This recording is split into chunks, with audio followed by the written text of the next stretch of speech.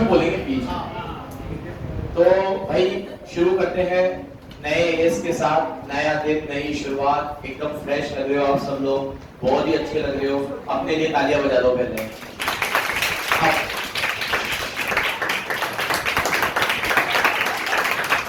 ज्यादा मत बजाओ, लोग गलत समझेंगे। चलो चलो अब शुरू करते हैं। एस 18, मजाक मजाक में हम 18 एस तक पहुंच गए हंसते खेलते, ठीक है। चलो एस 18 रिलेटेड पार्टी डिस्क्लोजर, क्या नाम है इस एस का? Related party disclosure. ये भी सेगमेंट रिपोर्टिंग की तरह डिस्क्लोजर बेस्ड एस है। क्या है ये? Disclosure based S. छोटा सा एस है, ये अच्छी बात है, लेकिन एक भी प्रैक्टिकल नहीं है, ये खराब बात है। बट एग्जाम में कम आता है, ये फिर से अच्छी बात है, लेकिन पिछली बार नहीं आया था, ये खराब बात है।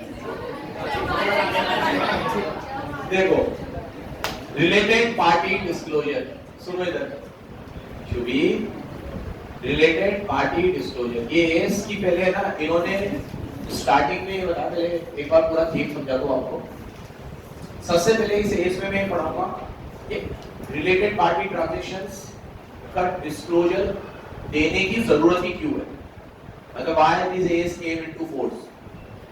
इसमें कोई प्रैक्टिकल नहीं है, कुछ भी नहीं है, बट डिस्क्लोजर ही देना है। उसमें तो फिर भी थोड़ा प्रैक्टिकल था, 10%, 75%, इसमें तो वो भी नहीं है। कंप्लीट बस डिस्क्लोजर डिस्क्लोजर, ये बताओ ये बताओ ये बताओ ये बताओ बताओ। तो इसकी जरूरत क्यों पड़ी पहले तो। फिर ये बताऊंगा कि रिलेटेड पार्टी में आता कौन कौन है, क्योंकि नाम ही रिलेटेड पार्टी है। फिर ये बताऊंगा कि रिलेटेड पार्टी में कौन नहीं आता। तो सर जो आते हैं वो पढ़ ले, जो बच गए वो नहीं आते। नहीं, जो आते हैं वो भी पढ़ने पड़ेंगे, जो नहीं आते, क्योंकि जो नहीं आते हैं ना वो प्राइमा फेसी ऐसा लगते हैं कि वो आते हैं, लेकिन वो नहीं आते हैं, क्योंकि एएस उन्हें नहीं बुलाते हैं, ठीक है। तो जो रिलेटेड पार्टी में आएगा वो भी पढ़ना है, और जो नहीं आएगा वो भी पढ़ना है। अब एक बार ये पढ़ा दिया कौन आएगा कौन नहीं आएगा, तो फिर बेसिक टर्मिनोलॉजी जो मेरे हिसाब से इनको पहले पढ़ानी चाहिए वो बाद में पढ़ाएंगे, कि रिलेटेड पार्टी ट्रांजैक्शन का क्या मतलब है, सब्सिडी का क्या मतलब है, होल्डिंग का क्या मतलब है। तो क्या है कि पहले कंपनीज एक्ट वगैरह में होल्डिंग का मतलब, सब्सिडी का मतलब अलग अलग जगह पे समझा दिया गया है, तो इसलिए वो डेफिनेशन पार्ट को लास्ट में ढकेल दिया है कि बच्चों नहीं दिखे वो याद कर लेना, बाकी तो पुरानी वही है जो पहले भी पढ़ चुके। और लास्ट में डिस्क्लोजर कि देना है। तो मैं क्या पढ़ाऊंगा, why this S came into force, ये क्यों आया, रिलेटेड पार्टी में कौन आते हैं कौन नहीं आते हैं, बेसिक डेफिनेशंस और डिस्क्लोजर। कितनी चीजें पढ़ाऊंगा, बस खत्म, ठीक है। प्रैक्टिकल कुछ भी नहीं है, सामने देखो। पहले why related party issue came into force, ये डिस्क्लोजर का एस बनाने की जरूरत ही क्यों पड़ी। तो भैया इस पूरे पैराग्राफ में ये नीड को समझाएगा। तो देखो नीड तो बहुत सारी है, इसमें 2-3 चीजें लिखी है, लेकिन ऐसे नीड तो बहुत सारी है। क्यों नीड है, देखो इधर मैं आज मान लो एक कंपनी चला रहा हूं, अभी मैंने कल पढ़ा कि जीरोडा करके एक कंपनी है ना, जो आपके डीमैट अकाउंट वगैरह खोलती है, उसको 47 करोड़ के 4700 करोड़ का नेट प्रॉफिट हुआ है आफ्टर टैक्स। जीरोडा 4700 करोड़, और इसका डबल सेल है उनकी, शायद उनका रेवेन्यू फ्रॉम ऑपरेशन इसका डबल है ऑलमोस्ट, तो मतलब 50% प्रॉफिट आफ्टर टैक्स बता रहा हूं, आफ्टर टैक्स।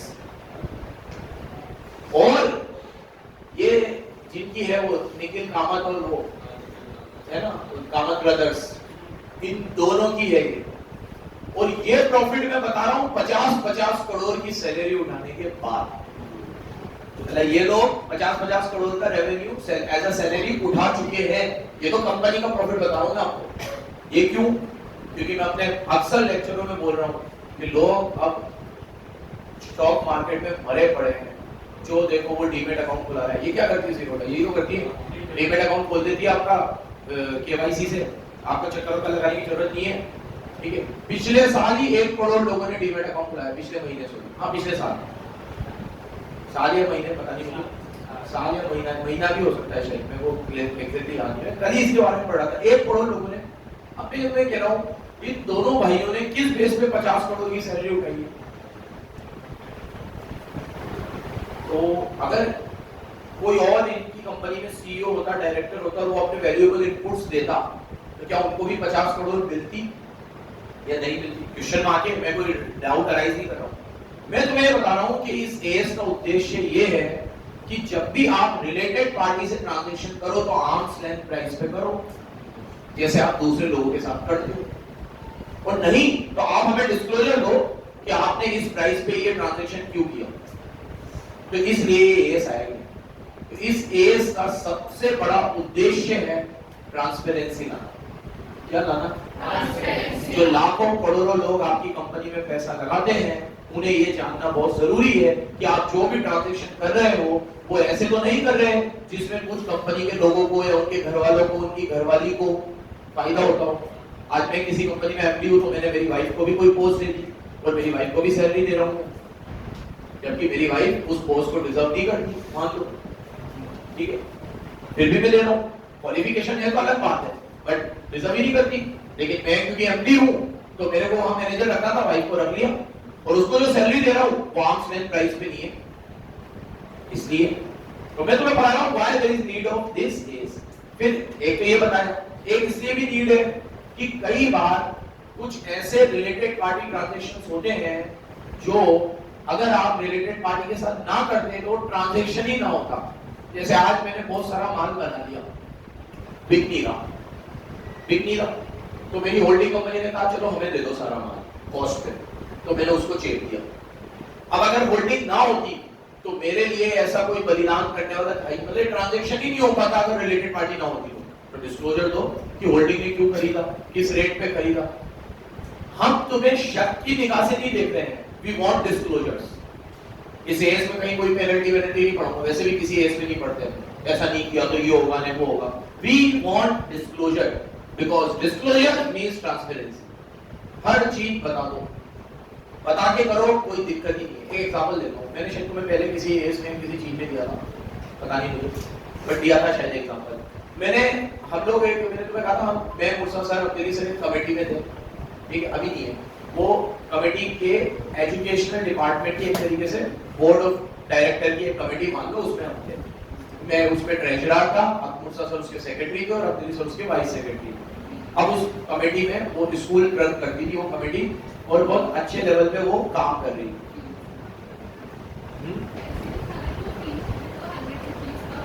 हाँ, वो तो अलग चीज थी।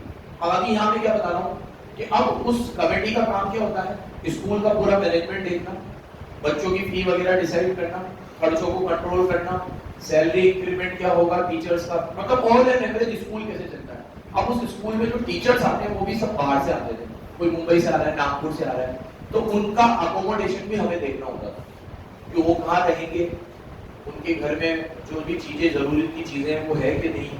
तो एक कोई टीचर नागपुर से आए, उनका घर हमें पूरा तैयार करवाना है, तो घर तो हमने देख लिया कि यहाँ रहेंगे, सबके वहाँ घर में टीवी नहीं था, हमें वहां से इंस्ट्रक्शन होते कि स्कूल ही अरेंज करेगा सब और कमेटी देगी। अब वहां पे मुर्तुजा सर ने कहा कि यार मेरे घर में एक टीवी पड़ा हुआ है, मेरे पापा दुबई से लाए थे और सैमसंग का टीवी और बढ़िया टीवी एकदम पैटी पैक पड़ा हुआ है, वो मेरे रूम के लिए लाए थे लेकिन मेरे को काम नहीं आया, तो पड़ा हुआ है ऐसे ही, तो अगर तुम चाहो तो अपन लगा देते। तो मैंने कहा कि ठीक है, तू मेरे को अकाउंट बता दे, मैं चेक बना देता हूँ। तो मुर्सा ने कहा आगे से कहा मुर्तुजा सर क्या नहीं ऐसा सही नहीं रहेगा, अपन कमेटी में पहले रखते हैं इस बात को। कमेटी में हम 3 थे, 10 जने थे, पोस्ट होल्डर हम थे लेकिन बाकी 10 लोग थे। हमने मीटिंग बुलाई और उसमें हमने ये बात बोल दी कि भैया इस रूम में अपन को टीवी लगानी है, लेकिन ये टीवी एक सैमसंग का टीवी इनके घर में पड़ा हुआ है और बिल्कुल बढ़िया कंडीशन में। हमने फ्लिपकार्ट पे उसका प्राइस भी देख लिया और जो प्राइस है वो मान लो 35,000 प्राइस था और मुर्सा सर वो टीवी दे रहे थे 22,000 कुछ, क्योंकि उनको दुबई की रेट में इतने का ही पड़ा था। तो बोला उस जिस रेट में पड़ा है उसी रेट में विद बिल हम ये लगाना चाहते हैं, अपन उधर से लेंगे तो ये 35 से लगाना। तो कमेटी की क्या राय है, सबने कहा कोई दिक्कत नहीं है लगा दो, बट डिस्क्लोजर देना सही रहता। कल लोगों को इतनी सी भी कोई बात पता चलती तो राय का पहाड़ बना देते, ये लोग तो अपनी चीज छेप देते हैं, कमेटी में है तो अपना फायदा देखते हैं, ये करते हैं। लोगों के देखो क्या बोलता हूं मैं हमेशा कि बिना हड्डी की जबान हिलाने में किसी का कुछ नहीं जाता, ठीक है, सबको बढ़िया लगता है कोई भी चीज, तो भैया बढ़िया हुआ डिस्क्लोजर दे दिया, कल कोई दिक्कत ही ना हो, कल कोई कुछ पूछ ले भैया पूछ के करा है, कमेटी में रखिए, मिनट बुक में लिखा हमने बराबर, मिनट बुक में लिखी हमने बात, पब्लिक डोमेन में रहनी चाहिए। तो डिस्क्लोजर इसलिए भी जरूरी है, ट्रांसपेरेंसी आई। इस पैराग्राफ में सिर्फ ये बताया गया है कि व्हाई डिस्क्लोजर इज रिक्वायर्ड। एक बार रीड कर लेता हूं, ठीक है। There is a general presumption, एक प्रिजम्पशन है कि हर ट्रांजैक्शन किस पे होनी चाहिए, किस पे होनी चाहिए, लेकिन वो होते हैं इंडिपेंडेंट पार्टी के साथ। किसके साथ होते हैं? आप क्या अपने घर वालों के साथ जो ट्रांजैक्शन करोगे वो आर्म्स लेंथ प्राइस पे करोगे? जैसे आपकी चाची समोसे बनाती है या आपकी चाची अचार पापड़ देती है, हो सकता है वो आपको कम रेट पे दे क्योंकि वो इंडिपेंडेंट नहीं है, और हो सकता है वो आर्म्स लेंथ प्राइस पे ना हो। तो इंडिपेंडेंट पार्टी के साथ होते हैं, लेकिन रिलेटेड पार्टी के साथ ये प्रिजम्पशन वैलिड नहीं है। This presumption is not valid in case of related. हो सकता है रिलेटेड पार्टी में कोई ट्रांजैक्शन आर्म्स लेंथ प्राइस पे ना हो। देखो, ट्रांजैक्शन बिटवीन रिलेटेड पार्टी में not be affected at the same terms as between unrelated party and related party के साथ जो ट्रांजैक्शन होते हैं वो अनरिलेटेड के साथ ना हो। चलो एक बात बताओ, मैं अगर इसी क्लास में मेरे सगे भाई बहन को भी पढ़ा रहा होता तो उनसे वही फीस लेता जो तुमसे ले रहा हूं, उनसे फीस भी लेता क्या मैं? The matter is about business, business is business, ठीक है। तो प्राइस तो लेता, कम वम कर लेते यार, मतलब और क्या है। पूछ ले पुरसा से भी नहीं है। तो मेरे सगे भाई बहन भी मेरे से पढ़े हुए हैं। मेरी बहन तो पूरा मेरे से ग्रेजुएशन तक पढ़ी है, भाई भी पढ़ा है काफी कुछ, भाई से तो पढ़ाना ही शुरू किया था। और तो हमने ये रखा था कि हमारे भाई बहन भी फीस देंगे, क्योंकि मुर्सा सर को पता था उसकी नहीं है,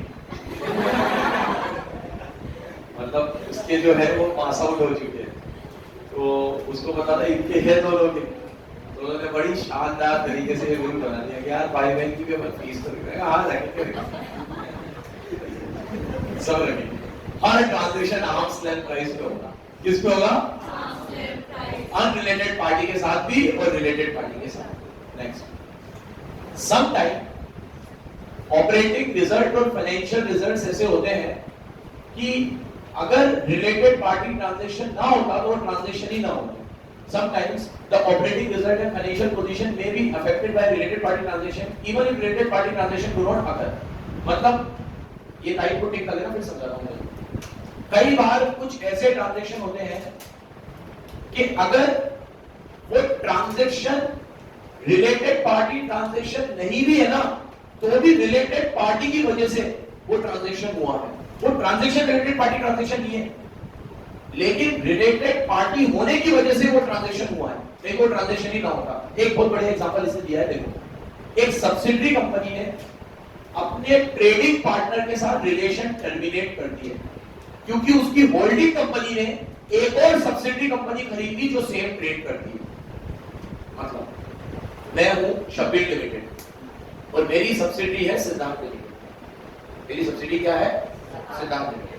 अब मैं शब्बीर हूं, ये सिद्धार्थ है। सिद्धार्थ कोई ट्रांजैक्शन करता है अर्चिता के साथ, कोई ट्रांजैक्शन है, वो ट्रेडिंग पार्टनर है और मैं सिद्धार्थ की होल्डिंग है, सिद्धार्थ मेरी सब्सिडरी है। अब मैंने एक फेलो सब्सिडरी और खरीद ली, शुभी। तो अब मैंने एक्वायर कर लिया किसको? शुभी। शुभी वही बिजनेस करती है जो अर्चिता करती है। तो अब सिद्धार्थ ने अपने बिजनेस ट्रांजैक्शन टर्मिनेट कर दिया अर्चिता के साथ, जबकि सिद्धार्थ और अर्चिता का कोई रिलेशन नहीं है, they are not related party. But क्यों? क्योंकि सिद्धार्थ समझ गया अब मुझे वो चीज शुभी से खरीदनी पड़ेगी, क्योंकि शब्बीर सर ने किसको एक्वायर कर लिया है? शुभी को। तो आज नहीं तो कल मेरे पर अल्टीमेटम आ ही जाएगा कि ये चीजें आपको किससे खरीदनी पड़ेगी? शुभी से। क्योंकि अब मैं भी उसकी सब्सिडी हूं, सिद्धार्थ सोचेगा, और शुभी भी सर की सब्सिडी है, तो हम तो बिजनेस को घर में ही रखेंगे, हम तो बिजनेस को घर में रखेंगे। तो अब Archita being a trading partner, इसका ट्रांजैक्शन टर्मिनेट हो जाएगा जस्ट बिकॉज कि मैंने एक और सब्सिडी एक्वायर कर ली। अब मैंने एक सब्सिडी एक्वायर करी, इसका सिद्धार्थ से कोई लेना देना नहीं है।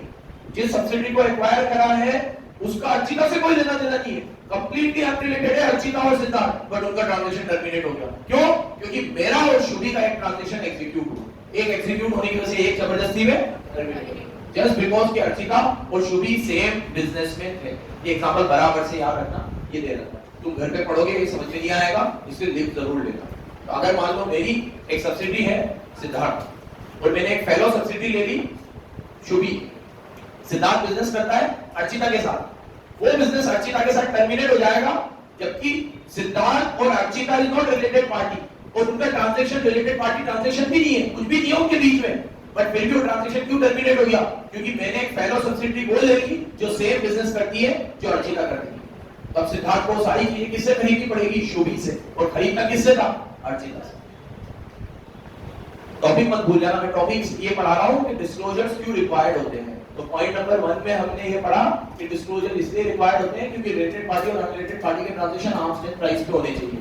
दूसरा ये बताया कि कई सारे ऐसे ट्रांजैक्शंस होते हैं जहां पे रिलेटेड पार्टी ट्रांजैक्शन ना भी हो लेकिन रिलेशनशिप की वजह से वो ट्रांजैक्शन अफेक्ट हो जाता है, ठीक है, अफेक्ट हो जाते हैं। एक और शानदार एग्जांपल देगा ये अभी, ये तो हो गया ये, अब ये टिक करो। In certain cases, number 3, in certain cases कुछ ऐसे ट्रांजैक्शन होते हैं which would not have been taken place, वो होते ही नहीं अगर रिलेटेड पार्टी ट्रांजैक्शन ना होते तो।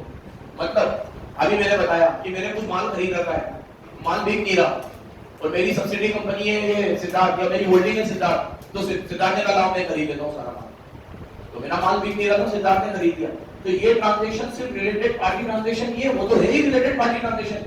साथ में हम इसको और वाइडर सेंस में देखें तो ये ट्रांजैक्शन ही ना होता अगर रिलेटेड पार्टी ना होती। वो ऐसे थोड़ी खरीदता, वो खरीद इसलिए रहा है क्योंकि वो मेरी होल्डिंग है, नहीं तो खरीदता। ये एग्जांपल इसने यहां पे दिया, देखो एक कंपनी है sold large proportion of production to holding company at cost might not have found an alternative customer if holding had not purchased the goods।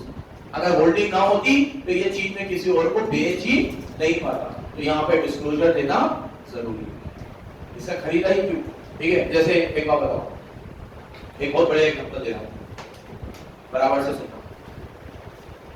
हम 3 लोग बिजनेसमैन हैं, ठीक है, हम लोग बिजनेस कर रहे हैं। मेरा भाई भी कोई बिजनेस कर रहा है, मेरा सगा भाई कोई बिजनेस कर रहा है, वो कोई रॉ मटेरियल बनाता है, ठीक है। अब वो रॉ मटेरियल सही नहीं बना, हरा टेढ़ा बन गया, कैसा भी बना, और हमारी फैक्ट्री में भी वो रॉ मटेरियल यूज करता है, हम तीनों बिजनेसमैन हैं। तो मैंने कहा कि यार वो मेरे भाई से वो खरीद लेते हैं ना, वो उसका बन गया है माल, ठीक है। तो मुझसे सर और अब्दुल्ली सर क्या बोलेंगे कि एक पल के लिए सोच, तेरा भाई ना होता, कोई और होता। खरीदते अपन ये सब चीजें, अपन इमोशनल सोचते हैं, मेरा भाई है अपन इसलिए ये सब चीजें खरीद रहे हैं। कोई और होता तो ऐसी आरी टेढ़ी चीज अपन खरीदते, अपन से उसके नुकसान की भरपाई करते हैं। तो ये सिर्फ एक रिलेटेड पार्टी ट्रांजैक्शन नहीं है, ये तो ट्रांजैक्शन ही ना होता तो रिलेटेड पार्टी ना होती। तो मैं कहूंगा बिल्कुल सही है, तो बिल्कुल सही कह रहा है, मेरा भाई ना होता तो मैं तो ये लेता ही। लेकिन हमें ये सोचना है कि मेरा भाई है, नुकसान है और अपन उसकी थोड़ी बहुत भी भरपाई कर सकते हैं कि कोई और तो लेगा नहीं, तो ले लेते हैं यार, पैसे थोड़े कम दे देंगे या पैसे ही नहीं देंगे, कॉस्ट दे देंगे, प्रॉफिट नहीं देंगे। पूछ लेता हूं मैं उससे कितने का बना है, 4 लाख का बना है, 4 लाख ही दे देते हैं, वो थोड़ा नुकसान से तो निकलेगा, चलो ठीक है यार कर लेते हैं।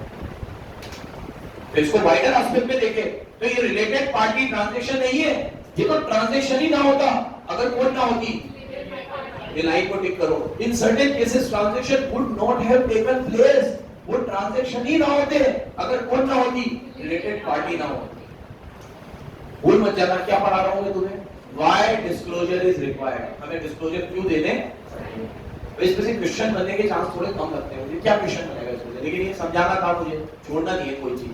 तो याद रखना कि why related party transaction is required. Next, अब आ जाते हैं रिलेटेड पार्टी कौन कौन है। 5 लोग रिलेटेड पार्टी में आते हैं, ए से लेकर ई तक, टिक कर लो। मैंने तुम्हें कहा था 5 चीजें पढ़ाऊंगा, डिस्क्लोजर क्यों रिक्वायर्ड है, रिलेटेड पार्टी में कौन आता है, रिलेटेड पार्टी में कौन नहीं आता है, डेफिनेशंस और डिस्क्लोजर, बस खत्म। 5 कौन कौन लोग रिलेटेड पार्टी में आते हैं, सामने देखो। कुछ तो इतने बेसिक है क्यों तो आने ही चाहिए, holding, subsidiary, associate, joint venture, ये तो सब होते ही है। आपके की मैनेजरियल पर्सन, ये भी। आज बीसीसी की रिलेटेड पार्टी कौन है, शब्बीर, मुर्तजा, अब्देली, उनकी वाइफ, उनके मम्मी पापा, ये तो सब रिलेटेड पार्टी है ना। और बीसीसी ने मैप में इन्वेस्ट कर रखा है तो मैप, या मैप ने बीसीसी में कर रखा है तो मैप के लिए बीसीसी, बीसीसी के लिए। तो ऐसे ढूंढने जाओगे तो जने कितने, ठीक है, रिलेशन निकलेंगे। और बाकी भी आपको देखना हो कि रिलेटिव्स कौन कौन है, तो रिजल्ट वाले दिन फोन देख लेना। सच्चे रिलेटिव वही है जो रिजल्ट के दिन तुम्हें फोन करे, तुम्हारे मम्मी पापा को फोन करें, उनसे पूछे, ठीक है, पार्क में पूछे, हर जगह पूछे। जो तुम्हारे रिजल्ट की इंफॉर्मेशन नहीं दे रहा है वो तुम्हारे सच्चे रिलेटिव, ठीक है ना? अच्छा, ऐसा तो सरकास्टिक भी नहीं समझते हैं। चलो, ए से लेकर ई तक रिलेटेड पार्टी में आएंगे, एक एक करके शुरू करेंगे। नंबर 1, वो एंटरप्राइज, ये तो सबको ही पता है, जिसमें डायरेक्टली और इनडायरेक्टली आपने इन्वेस्ट कर रखा है। मतलब वो आपकी इंटरमीडिएटरी है, कंट्रोल है, वो आपकी होल्डिंग है, वो आपकी सब्सिडी है या फेलो सब्सिडी। फेलो सब्सिडी मतलब मैंने खरीदे 51% शेयर शुभी में, शुभी ने खरीदे 51% शेयर गरिमा में, तो शुभी भी मेरी सब्सिडी, गरिमा भी मेरी सब्सिडी। गरिमा में मैंने 1 रुपए का भी शेयर नहीं खरीदा, तो लेकिन पता था तुम्हें, सब्सिडी की सब्सिडी, आपकी भी सब्सिडी, कंपनी में जाता है, चेन होल्डिंग क्या बोलते हैं।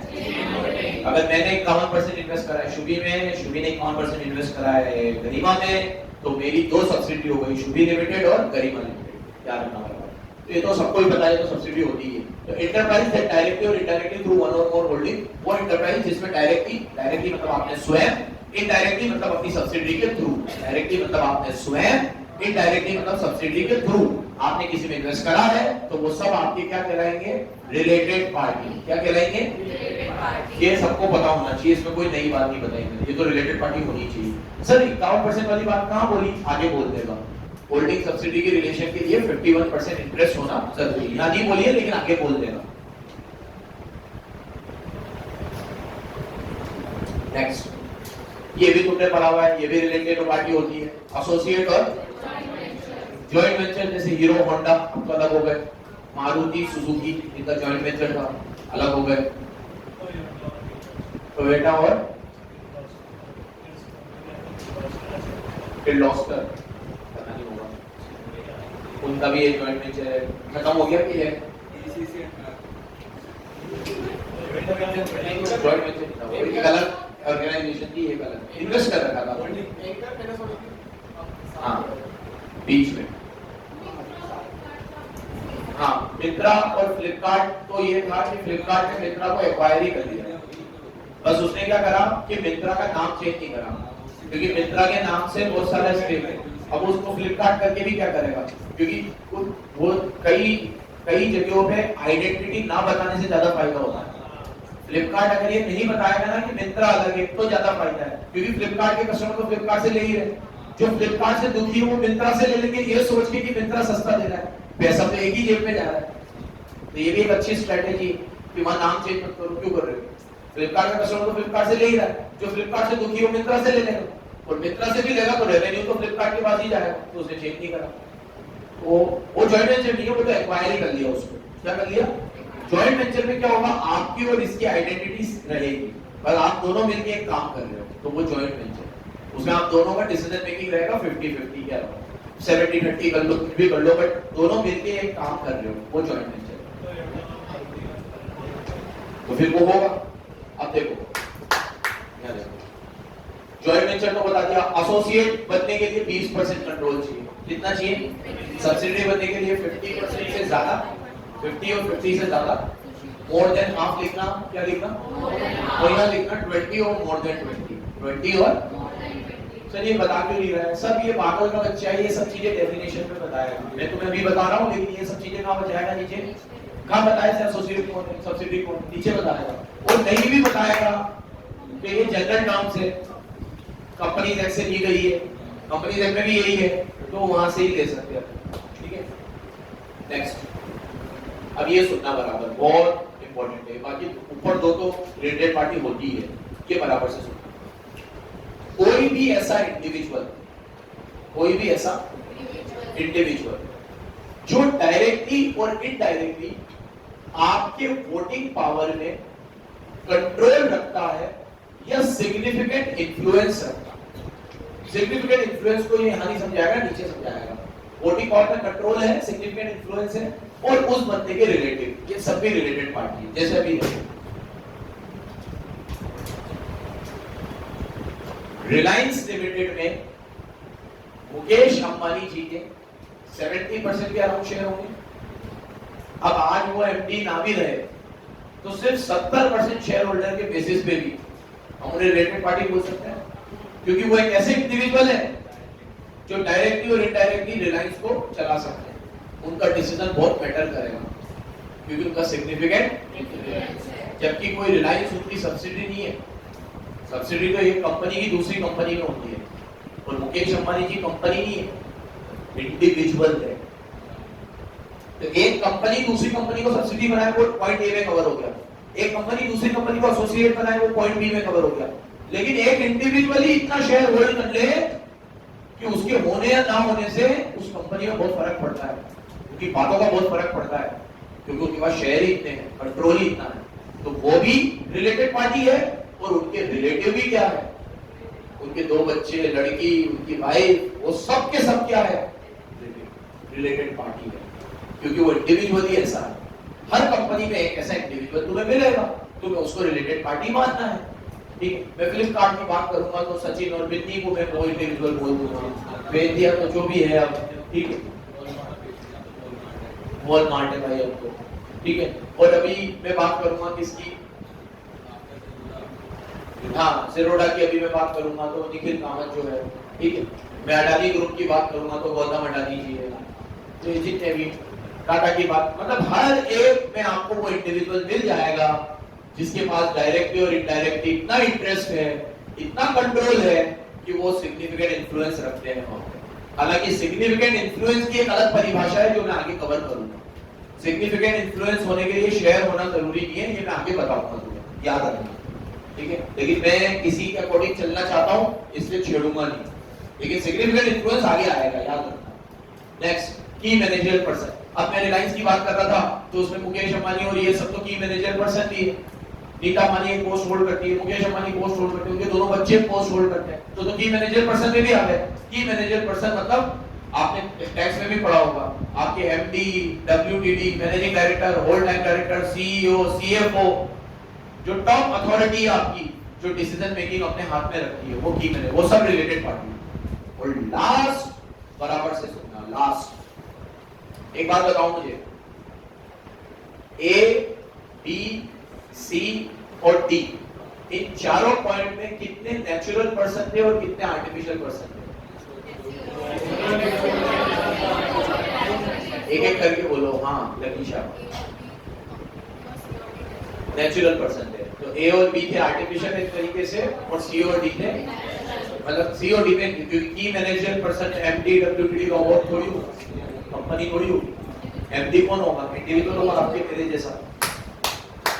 तो सी और डी में जो इंडिविजुअल्स की बात हो रही है, वो अगर कोई एंटरप्राइज चलाते हैं अपनी, तो वो एंटरप्राइज भी रिलेटेड पार्टी, वो भी क्या है? रिलेटेड होनी चाहिए। अब जैसे इस कोचिंग में मैं डायरेक्टर हूं, तो मैं तो रिलेटेड पार्टी हुई, मैं तो हुई, पर मैं अपना एक दूसरा काम भी करता हूं, एक एंटरप्राइज। अब मेरी एक एंटरप्राइज है जो ये बोर्ड बनाती है, उसमें भी मेरा कंट्रोल है, तो वो एंटरप्राइज भी बीसीसी के लिए रिलेटेड पार्टी। क्यों? क्योंकि मैं बीसीसी में भी हूं और उधर भी हूं। देखो, enterprise over which the person in COD, ऐसी एंटरप्राइज जिसमें सीओडी का सिग्निफिकेंट, मैं फिर बोलूंगा, सिग्निफिकेंट इन्फ्लुएंस सिर्फ शेयर से नहीं मिलता है। मेरा एक पूरा कंसेप्ट इसके ऊपर आने वाला है, जब इसके अंदर आगे जब वो आएगा टॉपिक में, तभी अपन देखेंगे सिग्निफिकेंट इन्फ्लुएंस, अच्छे से समझेंगे इसको। शायद तुम्हें ऑडिट में भी कभी काम आएगा सिग्निफिकेंट इन्फ्लुएंस, वहां काम आएगा, लेकिन वहां समझाया नहीं जाएगा शायद, ठीक है। तो यहीं से उसका मतलब लिया जाएगा कि जो एएस में सिग्निफिकेंट इन्फ्लुएंस है वही ऑडिट में भी, ठीक है, बराबर सुनना। तो एंटरप्राइज ओवर विच, वो एंटरप्राइज जिसमें सी और डी का सिग्निफिकेंट इन्फ्लुएंस है। This include enterprise owned by directors, ऐसी एंटरप्राइज जिसको डायरेक्टर ओन करते हैं, या जो आपके मेजर शेयर होल्डर है, जैसे Mukesh Ambani ji major share holder है रिलायंस ग्रुप में, तो वो कोई एंटरप्राइज को होल्ड करते हैं, तो वो भी आपके लिए क्या हो गई, रिलेटेड, क्या हो गई वो। अब 5 जने जल्दी से टिक कर लो कौन रिलेटेड पार्टी में आते हैं, बराबर सुन लो। पहला, कोई भी ऐसी एंटरप्राइज जो डायरेक्टली और इनडायरेक्टली आपके कंट्रोल को एक्वायर करती है, लाइक होल्डिंग, सब्सिडी हो सकती, ठीक है। सेकंड, आपने इसके साथ एसोसिएट और जॉइंट वेंचर किया है। थर्ड, एनी इंडिविजुअल जिसका सिग्निफिकेंट इन्फ्लुएंस है या कंट्रोल है डायरेक्टली और इनडायरेक्टली उस डिसीजन मेकिंग में। की मैनेजर पर्सन। और डी, एन एंटरप्राइज जो की मैनेजर पर्सन और सी में जो इंडिविजुअल है वो चलाते हैं। मतलब अगर ये एंटरप्राइज को की मैनेजर पर्सन और सी में जो इंडिविजुअल्स है जिनकी बात हो रही है, सी में, मतलब ऐसा बोलूंगा मैं भी कि सी और डी में जो इंडिविजुअल्स की बात हो रही है वो जिन एंटरप्राइज को चलाते हैं वो एंटरप्राइज भी रिलेटेड पार्टी है। किसके लिए है ये सब रिलेटेड पार्टी? उस कंपनी के लिए जिस कंपनी की बात हो रही है। ये पांचों रिलेटेड पार्टी किसके लिए है? ठीक है, ये रिलेटेड पार्टी किसके लिए है?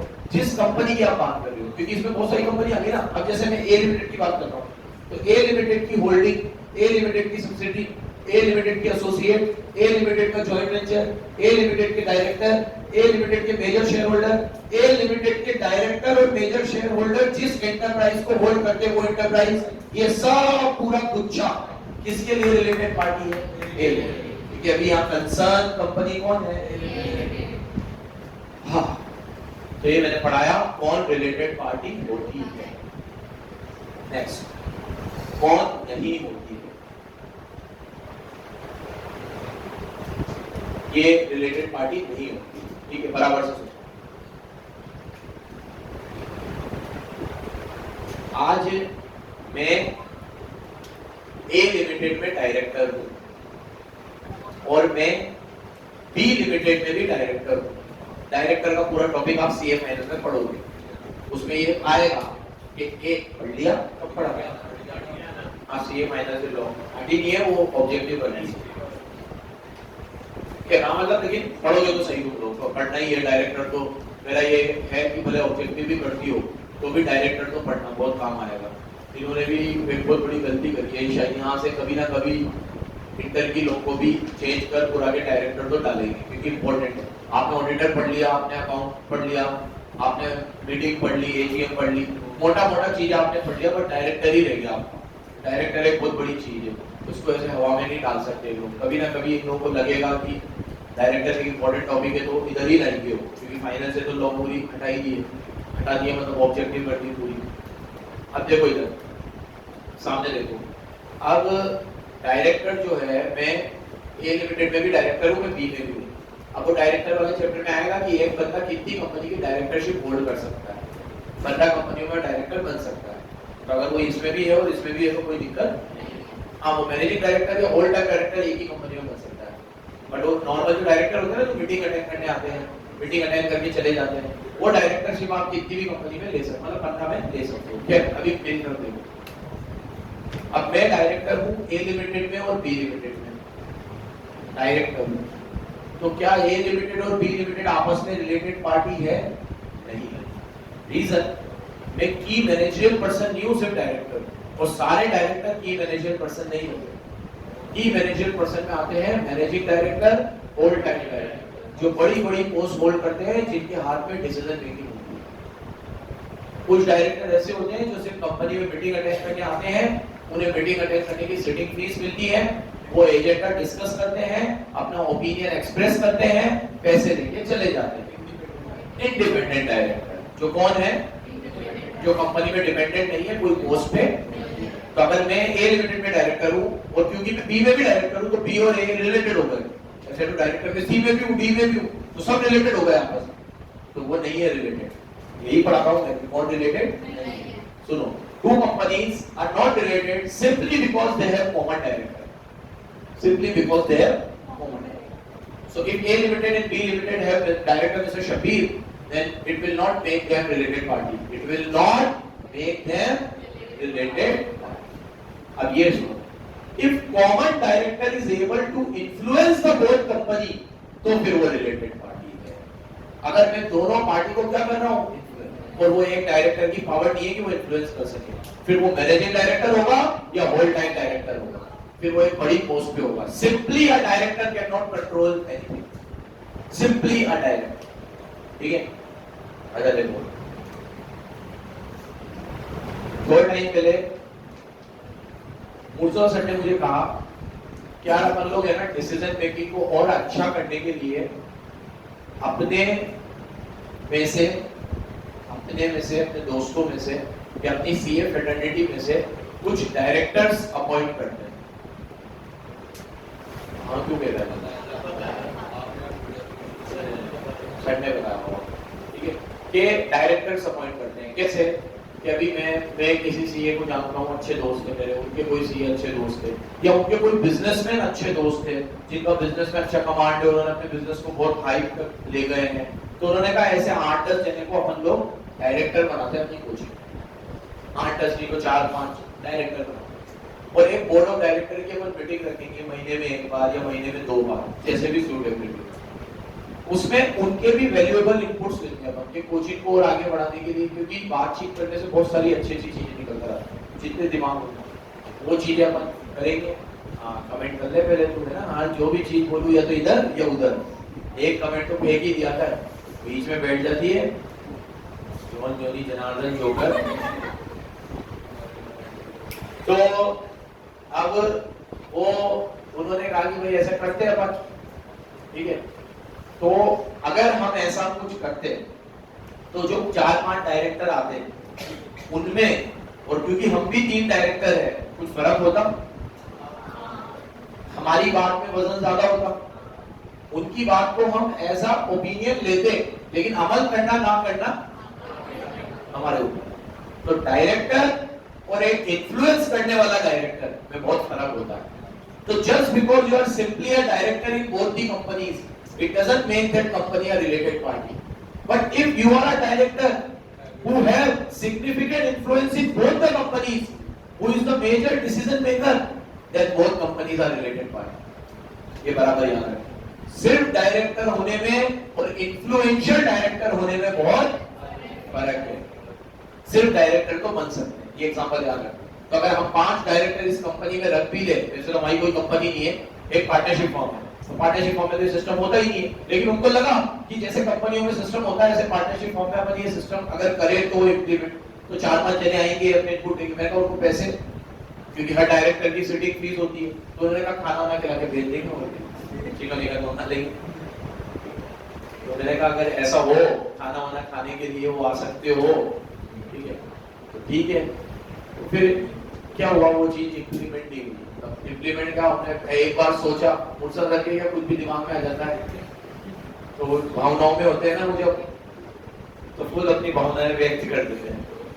तो उस दिन मैंने व्यक्त करी, तो वो मेरे लिए ये काम आ गया कि मेरे को एग्जांपल देने का काम आ गया, ठीक है।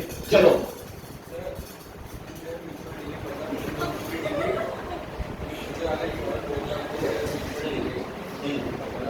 अब देख बेटा मेरी बात सुन, यहाँ पे लिखा हुआ है कि both the companies in their mutual dealing, A Limited,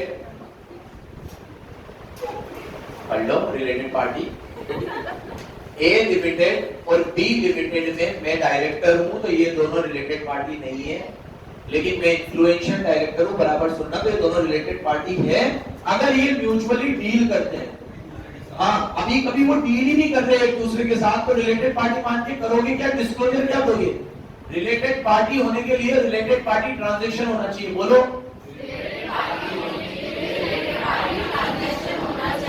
अगर 2 लोग आपस में सगे भाई है तो रिलेटेड पार्टी है, लेकिन एक दूसरे के मुंह नहीं रखते तो रिलेटेड पार्टी ट्रांजैक्शन है ही नहीं। मतलब इसको अगर ये माइक खरीदना है तो ये कभी अपने भाई से लेता ही नहीं है, जबकि इसके भाई की माइक की दुकान है, जो बड़ा चोर है। तो अब रिलेटेड पार्टी है तो क्या डिस्क्लोजर, ये मेरा भाई है और इससे ट्रांजैक्शन कुछ भी नहीं किया, क्यों? क्योंकि मेरा भाई है, मुझे पता है कैसी चीज देता है। तो रिलेटेड पार्टी होने के लिए रिलेटेड पार्टी ट्रांजैक्शन होना जरूरी है। जरूर ट्रांजैक्शन होगा तभी तो डिस्क्लोजर दूंगा, नहीं तो किस चीज का डिस्क्लोजर दूंगा?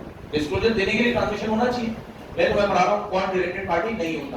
तो कॉमन डायरेक्टर रिलेटेड पार्टी नहीं होता। बट अगर कॉमन डायरेक्टर इन्फ्लुएंशियल डायरेक्टर है जो दोनों पार्टी की डिसीजन मेकिंग को अफेक्ट करता है, जो दोनों की डिसीजन मेकिंग अपने हाथ में रखता है, तो फिर वो रिलेटेड पार्टी है। चलो आगे देखो नेक्स्ट। अगर एक में हो तो अगर एक में इन्फ्लुएंशियल डायरेक्टर और एक में नॉर्मल नहीं होगा रिलेटेड पार्टी, अगर किसी एक कंपनी में दोनों में एक में तो होगा, मतलब ऐसा पॉसिबल है कि तो एक में है। जैसे मैं इसमें तो इन्फ्लुएंशियल हूं बीसीसी में, लेकिन कहीं और मेरे को किसी ने डायरेक्टर बना के बुला दिया। जैसे वो 5 मेरे आए थे, वो अपनी कंपनी में तो इन्फ्लुएंशियल है ही ना, जो वो चला रहे हैं। मेरे यहाँ वो नॉर्मल है, तो वो मेरे में भी इन्फ्लुएंशियल है, उसमें भी इन्फ्लुएंशियल है, और हम दोनों को ट्रांसलेशन करते हैं, तो रिलेटेड पार्टी। बराबर समझना बच्चों, थ्योरी का है, जितना कोशिश कर रहा हूँ कि एकदम अच्छे से उन लोगों को समझ में आ जाएगी। ठीक है, चलो नेक्स्ट। कोई ऐसा कस्टमर, सप्लायर या कोई एजेंसी देने वाला बंदा जिससे आप मैक्सिमम चीजें लेते हो, जिसका आपका वॉल्यूम बहुत ज्यादा है, वो भी रिलेटेड पार्टी नहीं है, इवन तो आपका 90% ट्रांजैक्शन उससे ही होता है, क्योंकि उसके और आपके बीच में कोई रिलेशन नहीं है। जस्ट बिकॉज कि हमें किसी से अपनी बनती है तो अपन उसके साथ ज्यादा ट्रांजैक्शन करते हैं, या इसलिए भी बनती है क्योंकि उसपे हमारी इकोनॉमिक डिपेंडेंस है। जैसे हम कोटा में जब फैक्ट्री चलाते थे तो जो दाना लेते थे हम लोग पाइप बनाने के लिए, वो दाना एक ही जना देता था, तो क्या वो हमारे लिए रिलेटेड पार्टी हो गया? नहीं, हम उससे बहुत ट्रांजैक्शन करते हैं, वो दाना हमें भी दे रहा है, दूसरों को भी दे रहा है। सिंगल सप्लायर था वो दाने का, लेकिन वो रिलेटेड पार्टी नहीं था, क्योंकि हमारा उससे कोई रिश्ता नहीं है, हमारी इकोनॉमिक डिपेंडेंस है उस पर। And that's why we are having significant volume of business with that person, not because of any relation, but because of economic dependence. बोलो, तो इस पॉइंट को तुम कैसे लिखोगे? If an enterprise is doing significant volume of business with one supplier or consumer, और क्या है इसमें, or distributor or agent, then they are not related party. If they do not have any relation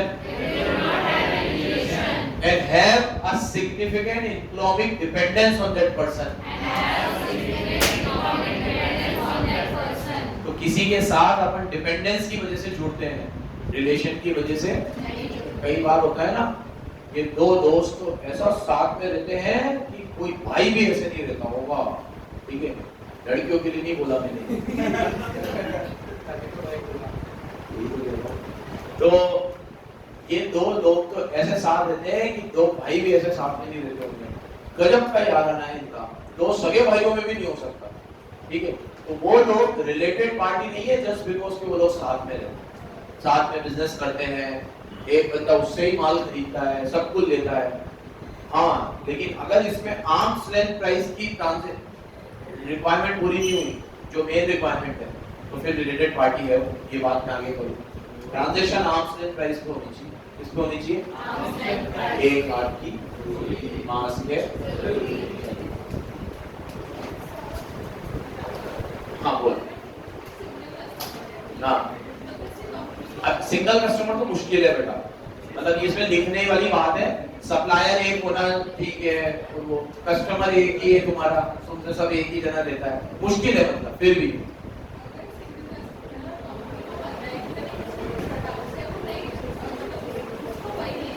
बात मत कर बेटा, मैंने अभी बोल ही दिया कि अगर आर्म्स लेंथ प्राइस पे नहीं है तो डिस्क्लोजर देना पड़ेगा, आएगा भी नहीं। चलो लास्ट, ये लोग भी रिलेटेड पार्टी नहीं होते, भले ही आपसे कोई भी ट्रांजैक्शन करें। जैसे फाइनेंस प्रोवाइडर, ये मौला बैंक या फाइनेंशियल इंस्टीट्यूशन भी लिख सकता था, प्रोवाइडर ऑफ फाइनेंस। ठीक है, man of iron, iron man. ठीक है, तो प्रोवाइडर ऑफ फाइनेंस कौन है यहाँ पे? बैंक की बात हो रही है। Bank, trade unions, public utilities, PSUs और गवर्नमेंट डिपार्टमेंट्स, इनके साथ आपके जो भी ट्रांजैक्शन होते हैं उसके डिस्क्लोजर देने की जरूरत नहीं है, जबकि मुझे लगता है यहाँ देना चाहिए, क्योंकि इनके साथ जो ट्रांजैक्शन होते हैं वो कई बार नॉर्मल डीलिंग से बियॉन्ड हो जाते हैं। जैसे 12,000 करोड़ का लोन पीएनबी ने सिर्फ उसको दे दिया मेहुल चौकसी और उसको, दिया ना 12,000 करोड़, तो लेके भग गए। उसका सारा फ्रॉड पीएनबी से हुआ, उसने पूरा पीएनबी को टारगेट किया। अब वहां डिस्क्लोजर रिक्वायरमेंट रख देते ये लोग, तो पता चल जाता ना 12,000 करोड़ एक दिन में थोड़ी दिया होगा, धीरे धीरे ही दिया होगा यहाँ डिस्क्लोजर। अब आज सब गवर्नमेंट डिपार्टमेंट से टेंडर एक ही आदमी को जा रहे हैं और वो रिलेटेड पार्टी नहीं है, समझ जाओ इशारों में। सारे एयरपोर्ट एक आदमी के, सारे पोर्ट एक ही आदमी के, हर रिक्वायरमेंट उस आदमी की पूरी हो रही है। और इनफैक्ट अगर गवर्नमेंट 6 कंडीशन रखती है एयरपोर्ट को लैंड करने के लिए, तो वो 6 कंडीशन में अगर वो नहीं आ रहा है तो गवर्नमेंट एक नोटिफिकेशन डालकर 4 कर देती है उस कंडीशन को कि अब ये 4 कंडीशन किसके पास है। एक रूल था एयरपोर्ट देने के लिए कि 10 साल का एक्सपीरियंस होना चाहिए। फिर बोला यार इनका तो है ही नहीं, तो अगली नोटिफिकेशन आती है कि अब 10 साल का एक्सपीरियंस नहीं होना चाहिए, ठीक है।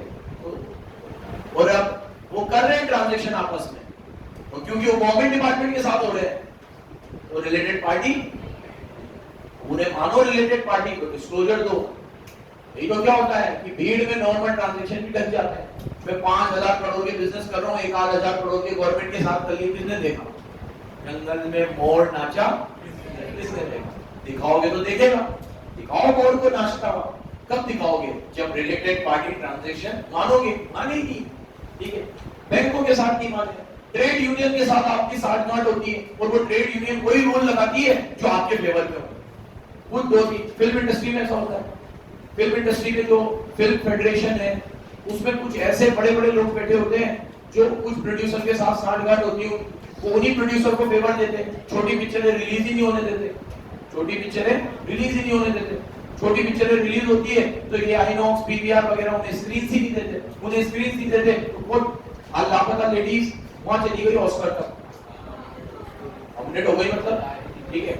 इसने देखी होगी, सबने नेटफ्लिक्स वगैरह पे देखी होगी, देखी भी होगी। तो थिएटर में तो स्क्रीन ही नहीं मिलती छोटी मूवीज को, क्योंकि जो छोटी मूवीज हो कितना कमाल का काम करती है। तो ट्रेड यूनियन के साथ भी ये लोग बहुत सारे ट्रांजेक्शन कर लेते हैं, लेकिन वो ट्रांजेक्शन को भी क्या नहीं माना, तो वो ये 3 लोग हैं जो रिलेटेड पार्टी, और 3 लोग common director, number 2 customer supplier जिसके साथ आपका रिलेशन नहीं है, इकोनॉमिक डिपेंडेंस है, पूरा याद रखना। क्या नहीं है, क्या है?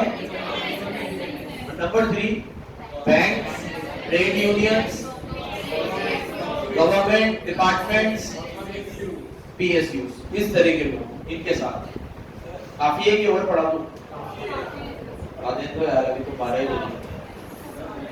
हाँ, वीडियो कितनी पढ़नी है? एक टॉपिक और पढ़ लो, फिर धन्यवाद बोल दूंगा तुम्हें। देखो, एग्जेम्पशन, कुछ ऐसे रिलेटेड पार्टी ट्रांजैक्शन हैं जो आपने रिलेटेड पार्टी के साथ किए हैं, लेकिन आप उनका डिस्क्लोजर नहीं दोगे, एग्जेम्प्ट है।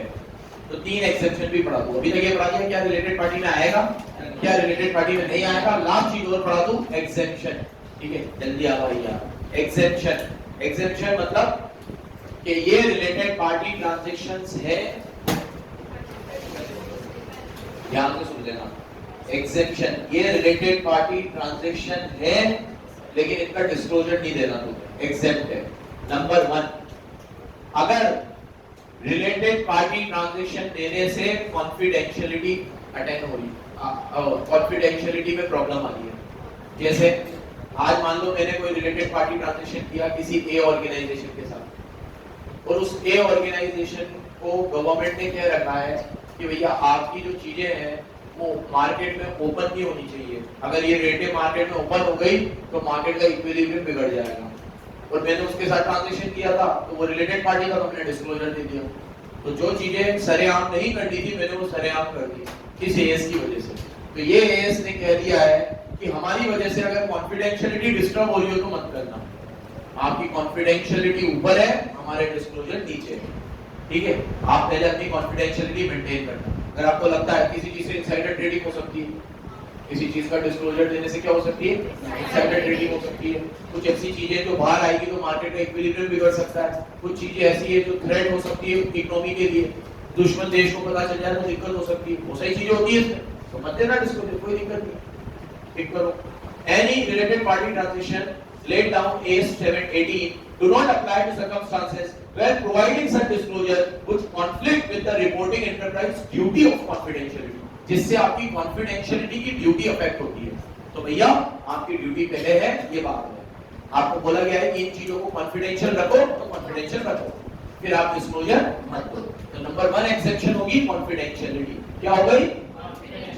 जैसे इसने बैंक का एग्जांपल दिया है, बैंक को ऑब्लाइज किया जाता है कि वो अपने कस्टमर के ट्रांजैक्शन को कॉन्फिडेंशियल रखे, हर चीज कस्टमर की किसी को बताए नहीं, अनटिल अनलेस की बैंक ऑडिट चल रही है उसमें भी ना बताए, ऑडिट में तो बताएगा। बाकी ऐसे किसी को अखबार में ना दे मेरे बैंकों में इतने, स्विस बैंक कहां पता था, कहां पता था स्विस बैंक? सबको ये बताया स्विस बैंक में इतना काला धन है ना, तो कितना है और किसने बताया है? ये तो पनामा पेपर लीक हुए थे, उसमें पता चले थे कुछ लोगों के नाम, और एक जर्नलिस्ट था जिसने अपनी जान पे खेल के रिकॉर्ड्स मेंटेन किए थे। स्विस बैंक को कुछ भी नहीं पता था, 1 रुपए का डेटा नहीं देगा। जब सबको पता है कि स्विस बैंक में पैसा है, वो सारा काला धन है, इंडियंस का ही सबसे ज्यादा है, तो जाके ले आओ। ठीक है, इन्होंने बोला था 2014 के इलेक्शन, स्विस बैंक में पढ़ो तो बच्चे को पता है कि स्विस बैंक में काला धन है, फिर भी ये मनमोहन सिंह सरकार, मनमोहन सिंह, उन्होंने कहा मनमोहन ये लाते नहीं है, एक काला धन आ जाएगा तो एक के खाते में मित्रों 15-20 लाख तो यूं ही आ जाएंगे। ये कहा था, हो गए 10 साल। अब बच्चे को तो पता था, तो आपको नहीं पता था, 10 साल हो गए, लाओ। जबरदस्ती की बातें करना बहुत आसान होता है, ठीक है, आ ही नहीं सकता वहां से। तो बैंकों के लिए कॉन्फिडेंशियल है कि वो देंगे ही नहीं अपना डेटा किसी को, भारत सरकार को भी नहीं देंगे। सरकार अपनी तरफ से अप्रोच करे कि हम तो सरकार है, एज अ गवर्नमेंट उनसे डेटा मांग रहे हैं, तो भी नहीं देंगे। तो आपके रिलेटेड पार्टी डिस्क्लोजर का ये सवाल नहीं लगेगा जहां ड्यूटी ऑफ कॉन्फिडेंशियलिटी अफेक्ट हो रही है। बोलो, एक एक्सेप्शन बिल्कुल सिंपल है, कंसोलिडेशन। जब आप कंसोलिडेशन करते हो तो होल्डिंग सब्सिडी का डेटा वैसे भी देते ही हो, तो फिर अब यहाँ देने की जरूरत नहीं है, क्योंकि होल्डिंग सब्सिडी का कंसोलिडेशन बनेगा। जिसका कंसोलिडेशन बनेगा वो कंसोलिडेशन फाइनेंशियल स्टेटमेंट में सारा डेटा दे ही देंगे, दोबारा मेहनत क्यों करनी। और तीसरा, स्टेट कंट्रोल एंटरप्राइजेस। अगर कोई भी फाइनेंशियल स्टेटमेंट, स्टेट या स्टेट से मतलब गवर्नमेंट का है, स्टेट कंट्रोल से मतलब किसका है? क्या हुआ?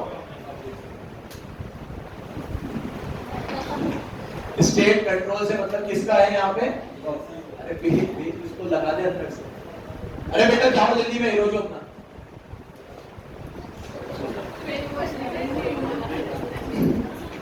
ये इसकी सैटरडे को छुट्टी होती है और मैं इसको लगता है मेरी भी छुट्टी है, तो नो डिस्क्लोजर इज रिक्वायर्ड। आपके कोई डिस्क्लोजर रिक्वायर्ड नहीं है अगर स्टेट कंट्रोल एंटरप्राइजेस है। तो क्या है? मतलब यहाँ स्टेट से मतलब है गवर्नमेंट का, तो गवर्नमेंट कंट्रोल एंटरप्राइजेस है तो डिस्क्लोजर देने की जरूरत नहीं है। एग्जाम्पल क्या है? वो जैसे अभी मान लो बीएसएनएल है, उसके कोई ट्रांजैक्शन हुए और किसी और कंपनी के साथ हुए, तो स्टेट कंट्रोल एंटरप्राइज, क्योंकि इनकी ऑडिट भी सीएजी करता है और इसमें तो वैसे भी सब डिस्क्लोजर वो दे ही देते हैं, उनको सारे डिस्क्लोजर पार्लियामेंट में रखने होते हैं, क्योंकि पार्लियामेंट में एक सेशन इसका भी होता है कि जितनी भी पीएसयूज की ऑडिट हुई है वो ऑडिट रिपोर्ट हमें बताओ, तो वो वहां रख देते हैं। तो वहां रखते ही लोकसभा और राज्यसभा का चैनल लाइव होता है, तो वो पब्लिक डोमेन में आ ही जाते हैं, तो अलग से डिस्क्लोजर देने की जरूरत नहीं। धन्यवाद। किसी का भी गवर्नमेंट के फाइनेंशियल स्टेटमेंट वैसे भी पब्लिक